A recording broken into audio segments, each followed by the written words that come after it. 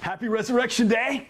Well, we've come to the end of our Passion Week Unwind video series, and what an ending it is. It is the most climactic event in all of human history. I want you to hear about it from Luke's Gospel. Luke writes this: on the first day of the week, very early in the morning, the women took the spices they had prepared and went to the tomb.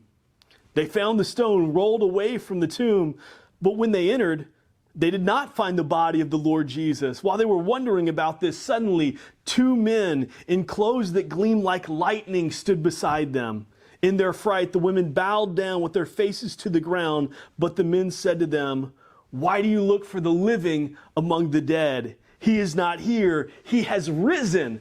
Remember how he told you, while he was still with you in Galilee, the Son of Man must be delivered into the hands of sinful men, be crucified, and on the third day be raised again."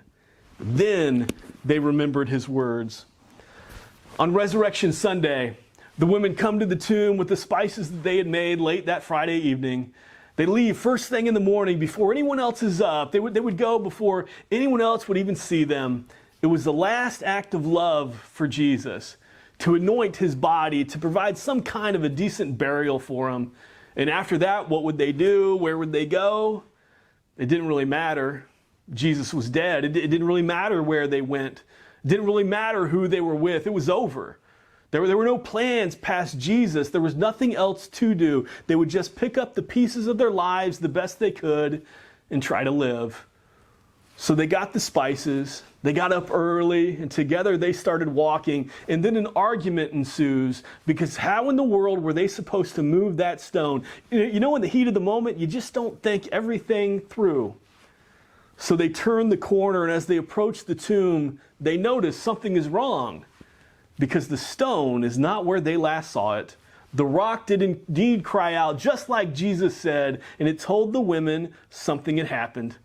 The women crept into the tomb, not sure what to expect, and they see that the body that they had come to anoint with spices wasn't there. They didn't know what to think. 2 angels appear. They fall down frightened, and the angels tell the women, "He isn't here. He is risen," just like he said. You know, this year there probably isn't a whole lot of Easter egg hunting happening.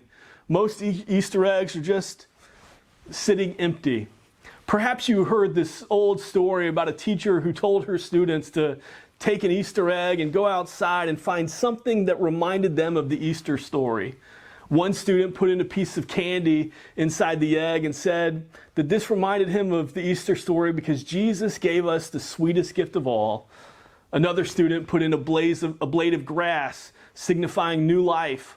All the students, they did a great job, except for one. One student opened up his egg, and it still sat empty. And the teacher, she looked at him, and she wondered, "You couldn't find anything that reminded you of Easter?" The little boy replied, "It's empty, because the tomb is empty. The tomb is empty. He is risen. He is alive."